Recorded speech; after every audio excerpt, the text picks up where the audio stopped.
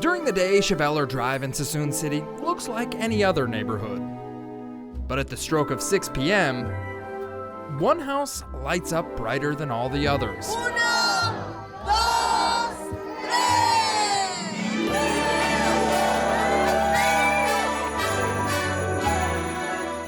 Welcome to V&A's Gingy House, a holiday display like no other. It's actually just a real house. Believe it or not, there's a real house in there somewhere. Vincent Tanciango and Aaron Sensiel are the creators, or should I say, the bakers of the Gingy House. Aaron's the head chef, I'm the sous chef. The creation of the sugary-themed wonderland started back in 2017, shortly after the two moved into the neighborhood. At the time, their house was full of boxes and empty packing material. And he goes, well, what if I turn this into a gingerbread house? And I was like, I dare you. And to this day, I probably regret that dare. Spanning their entire front yard to the top of their roof, every piece of the display is handmade.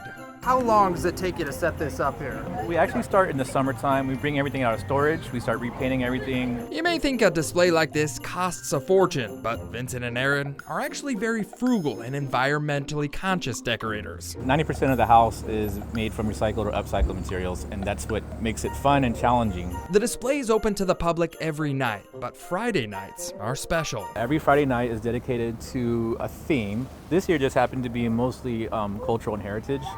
Vincent and Aaron are proud supporters of Suisun City's diversity. They welcome heritage groups of all kinds to perform at the Gingy House. And on the night we went, Spanish-speaking Santa made an appearance.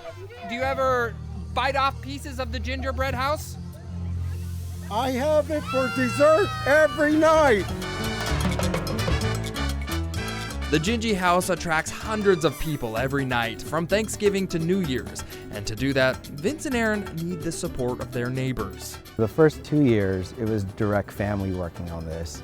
And then the last 2 years, it branched out to our neighbors, people, local community members, and everyone has come together to, help make something. What started out as a dare is now actually turning into a nonprofit that'll bring art and decoration workshops to the community. All the money that we're fundraising will go back to the tools to create those art programs. From V&A's Gingy House in Suisun City, I'm John Bartell. Hope to see you on the Backroads.